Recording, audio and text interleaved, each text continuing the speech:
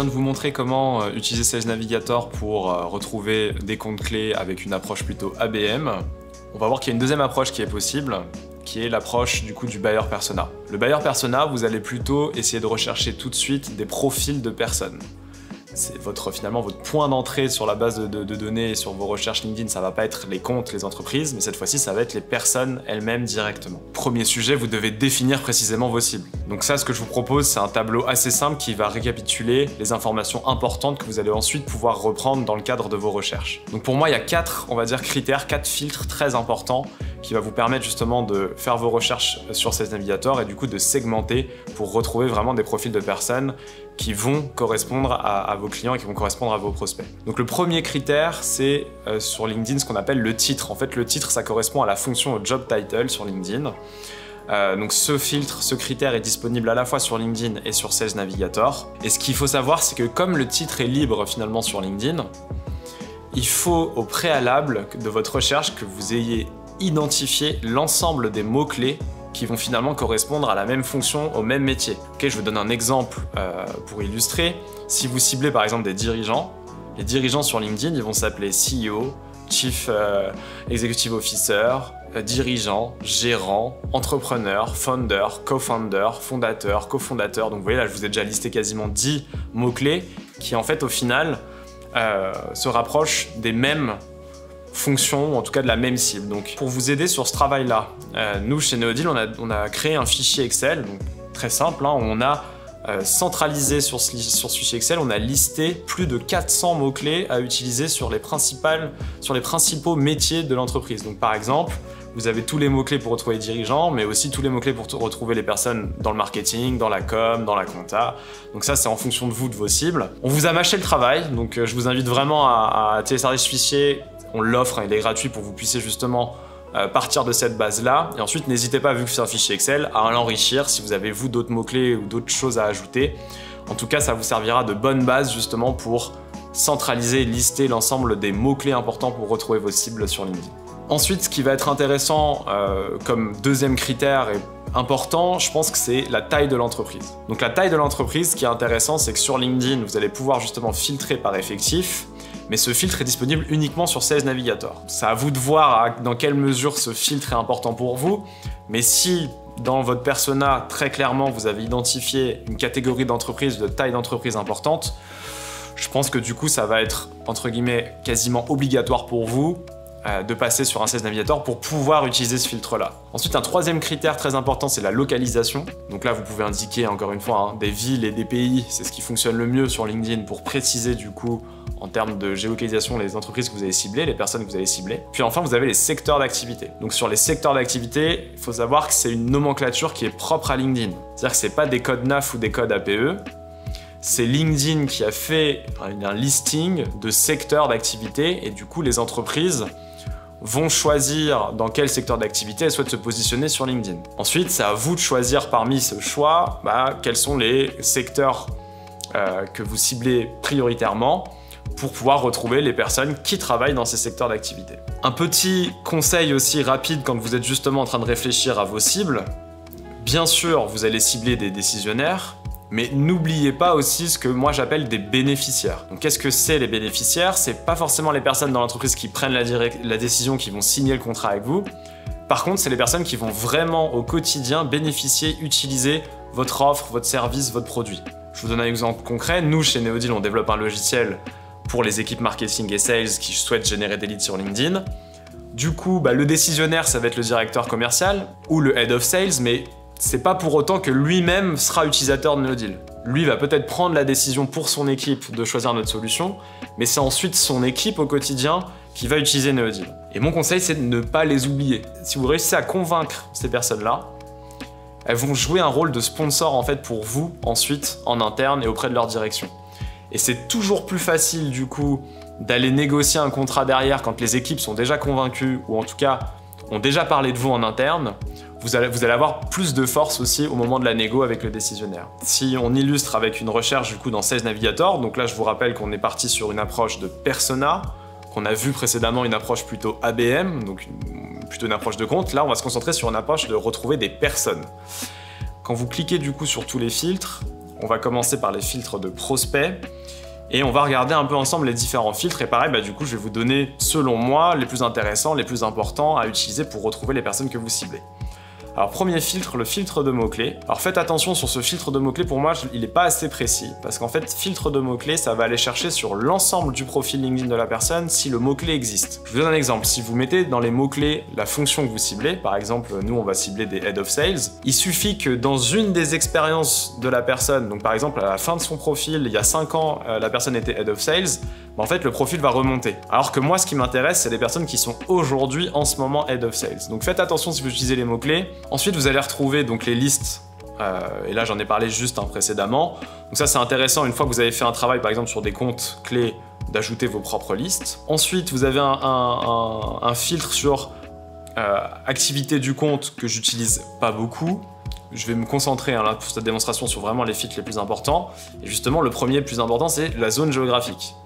Donc là, pour mon exemple, je vais ajouter la France. Donc je vous donne un exemple très concret de comment nous, chez Neodeal, on utilise notre propre solution finalement pour se faire connaître, ce qui est assez logique. On n'a pas développé Neodeal que pour nos clients, donc bien sûr on est les premiers à l'exploiter au quotidien. Donc vous avez la zone géographique, ensuite vous avez le niveau de relation. Donc sur le niveau de relation, relation de premier niveau, ça signifie les personnes avec lesquelles vous êtes déjà connectés. Relation de deuxième niveau, c'est les personnes avec lesquelles vous avez une relation en commun. Ensuite, relation de troisième niveau et plus, c'est un peu le même système, mais du coup, c'est en cercles qui vont plus loin. C'est-à-dire que quelqu'un qui est en troisième niveau, c'est vous connaissez quelqu'un qui connaît cette personne. Ok ? Et du coup, après, vous augmentez les cercles comme ça pour plus de niveaux de relation. Donc moi, ce qui m'intéresse dans ma stratégie, c'est d'aller chercher des personnes avec lesquelles je ne suis pas aujourd'hui connecté.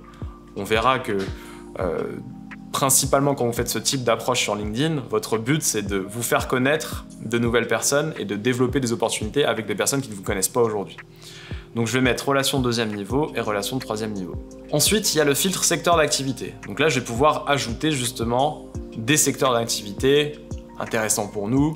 Donc nous, on va par exemple travailler beaucoup avec des personnes qui seraient dans du logiciel ou des personnes qui seraient, je sais pas, dans du conseil par exemple. Forcément, nos clients sont des personnes qui ont leurs clients sur LinkedIn, donc ça fait quand même un panel assez large. Mais voilà, on va spécifier un peu en rajoutant 2 secteurs pour justement affiner les résultats et qu'ils soient les plus quali possibles. Ensuite, on arrive sur les filtres qui sont liés au poste de la personne, donc à sa fonction dans l'entreprise. Le filtre le plus important ici, c'est le titre.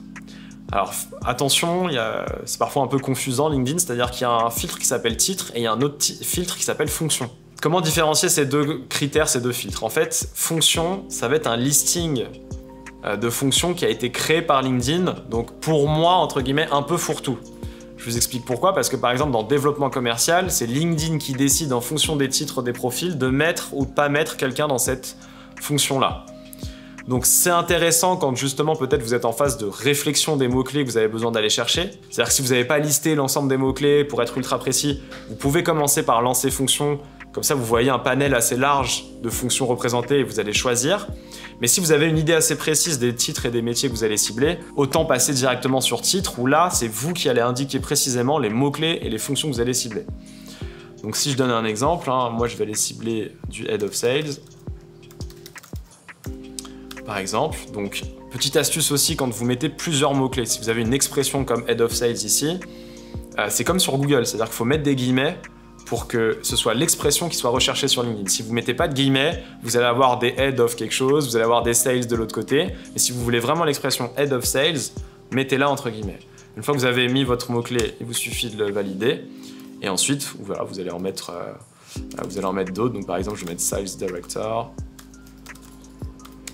Et je vais rajouter un sales manager. Voilà. Donc sachant que là c'est pour l'exemple, c'est pour la démo, j'en ai mis 3. Mais potentiellement des combinaisons pour aller cibler du directeur commercial. Par exemple, déjà en français, il y a directeur commercial, responsable commercial, donc il y a plein d'autres combinaisons à ajouter ici pour être sûr de retrouver tout le monde. Ensuite, vous avez sur ces filtres-là le niveau hiérarchique. Alors pareil, le niveau hiérarchique, finalement, c'est un listing LinkedIn qui est pour moi aussi un peu fourre-tout, pas assez précis, mais qui peut, si vous le souhaitez, vraiment cibler qu'à partir d'un certain niveau dans Dans le management, si vous voulez par exemple du directeur ou au-dessus, vous pouvez rajouter ces filtres-là. Maintenant, c'est pareil, si vous êtes hyper précis dans vos titres, vous n'avez pas besoin de rajouter ces filtres-là parce que le titre lui-même est explicite. Un Head of Sales, il est forcément directeur ou au-dessus. Ensuite, vous avez l'ancienneté dans le poste actuel. Alors ça peut être assez intéressant.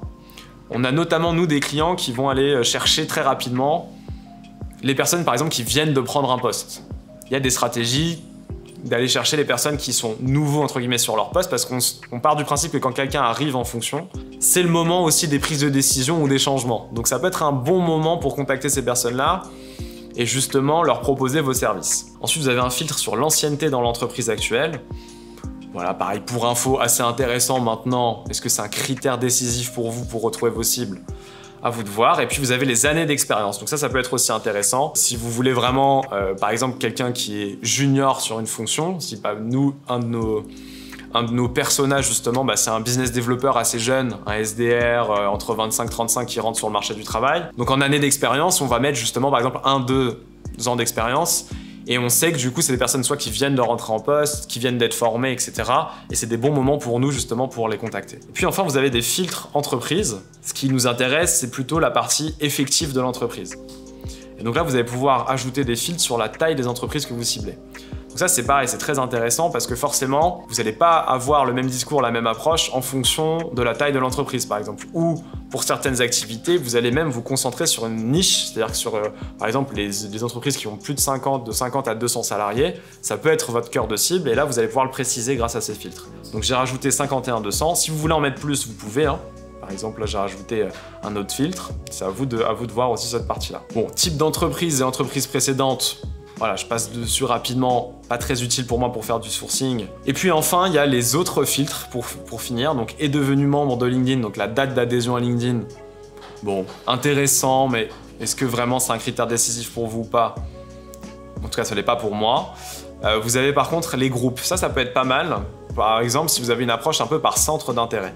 Imaginons moi, fondateur de Neodeal, forcément, les personnes qui ont un intérêt pour le social selling, par exemple, ou qui ont un intérêt pour le lead generation, ça peut être intéressant pour moi de les contacter. Et donc, grâce au groupe, je vais pouvoir chercher des personnes qui font partie de groupes, justement social selling ou lead generation, pour identifier les bonnes personnes. Donc, n'hésitez pas. Une fois que votre recherche est prête, il vous suffit de lancer la recherche.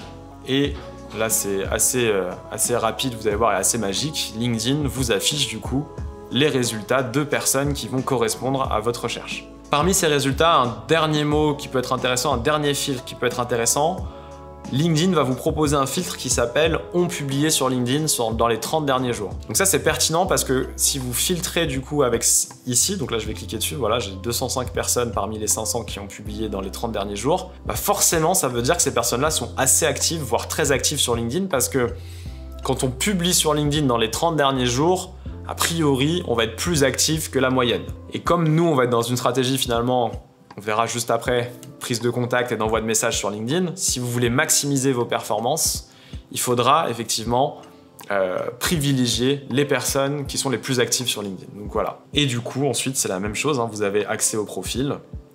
Et quand le profil vous paraît intéressant, vous pouvez l'enregistrer pour l'ajouter à une de vos listes. Et donc, c'est comme ça que vous allez construire votre sourcing et construire votre liste de prospection sur Sales Navigator, avec cette fois-ci, vous l'avez vu, une approche plutôt buyer persona. Les deux approches peuvent être combinées, peut-être pour conclure sur cette partie-là, hein, sur Sales Navigator. N'hésitez pas à avoir une approche ABM dans certains cas où vous allez essayer de lister, de retrouver des bonnes entreprises et ensuite trouver les bonnes personnes dans ces entreprises. Ou une approche buyer persona où vous allez directement aller chercher des profils de personnes qui vous intéressent, entre guillemets, peu importe leur entreprise. Pour terminer, encore une fois, ne sous-estimez pas l'importance de votre base de prospection, c'est vraiment ça qui fera la perf, donc prenez le temps d'aller choisir les bons profils.